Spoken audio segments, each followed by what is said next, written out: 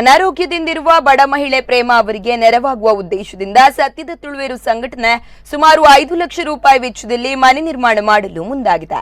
ಸಂತ್ರಸ್ತ ಮಹಿಳೆ ಸಂಪೂರ್ಣ ಹದಗೆಟ್ಟಿರುವ ಮನೆಯಲ್ಲಿ ವಾಸಿಸುತ್ತಿದ್ದು, ಬೀಳುವ ಪರಿಸ್ಥಿತಿಯಲ್ಲಿದ್ದ ಮನೆಯ ಸ್ಥಿತಿಯನ್ನು ಗಮನಿಸಿ ಸತ್ಯದ ತುಳುವೇರು ತಂಡದ ಸದಸ್ಯರು ಸಂಘಟನೆಯ ದಾನಿಗಳ ನೆರವಿನೊಂದಿಗೆ ಮನೆ ಕಟ್ಟುವ ಮಾನವೀಯ ಕಾರ್ಯಕ್ಕೆ ಮುಂದಾಗಿದ್ದಾರೆ.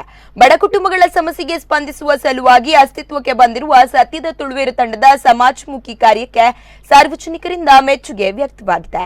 ಮನೆ ನಿರ್ಮಾಣಕ್ಕೆ ಈಗಾಗಲೇ ಶಂಕರಪುರ ಶಿವಾನಂದ ನಗರ ಕಾಲೋನಿಯಲ್ಲಿ ಶಿಲಾನ್ಯಾಸ ನೆರವೇರಿಸಲಾಗಿದ್ದು, ಈ ಸಂದರ್ಭ ಸಂಘದ ಗೌರವಾಧ್ಯಕ್ಷೆ ಗೀತಾಂಜಲಿ ಸುವರ್ಣ, ಯಶ್ಪಾಲ್ ಸುವರ್ಣ ಸೇರಿದಂತೆ ಮತ್ತಿತರರು ಉಪಸ್ಥಿತರಿದ್ದರು.